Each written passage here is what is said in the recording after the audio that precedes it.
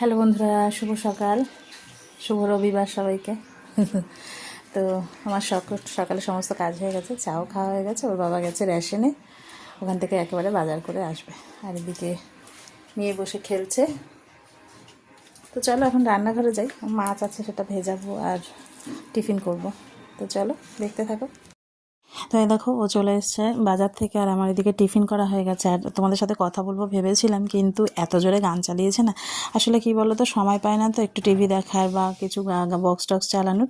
তার জন্য রবিবার দিন হলে একটু জোরে গান চালায়। তো এই দেখো টিফিন করা হয়ে গেছে, আর চলে এসেছি আমি রান্না করতে। আর এই যে বড় বড় চিংড়ি মাছ নিয়ে এসেছে, আজকে একটু চিংড়ি মাছের মালাইকারি করব।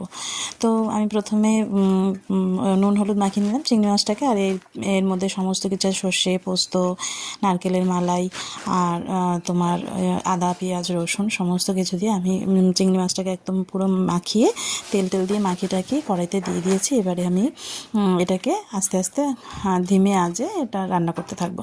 তো এই দেখো হালকা একটুখানি জল দিয়ে দিলাম, কারণ মাছগুলো তো সেদ্ধ হবে, সেই জন্য সামান্য একটু জল দিয়ে দিয়েছি।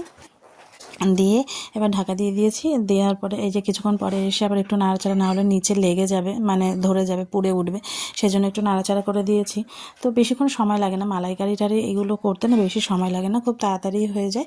তো এই দেখো আমি একটু ভালো করে দেখাচ্ছি চিংড়ি মাছগুলো কত ছোটো, মানে গুটিয়ে গেছে একদম। তো দেখো আমার মালাইকারি রেডি। এখন আমি একটু সামান্য ঘি আর গরম মশলা দিয়ে মালাইকারিটা নামিয়ে নেব। তো একদমই হয়ে গেছে, তেল ছেড়ে দিয়েছে, আর বেশি করলে হয় না। তো এই দেখো আমি ঘি আর গরম মশলা দিয়ে মালাইকারিটা নামিয়ে নিয়েছি।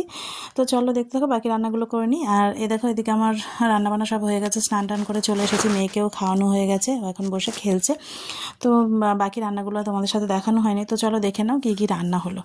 এখানে হচ্ছে ভাত, উচ্ছে আলু ভাজা, চিংড়ি মাছের মালাইকারি তো তোমাদের দেখিয়েছি রেসিপি, এই যে চিংড়ি মাছের মালাইকারি, আর এখানে হচ্ছে চিকেন ডাক বাংলো।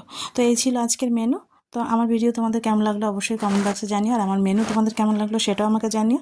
তো আমার ভিডিও যদি তোমাদের ভালো লেগে থাকে তাহলে লাইক করো, শেয়ার করো, কমেন্ট করো, এবং অবশ্যই আমার চ্যানেলটাকে প্লিজ সাবস্ক্রাইব করো। তো চলো টাটা। গরম লাগছে।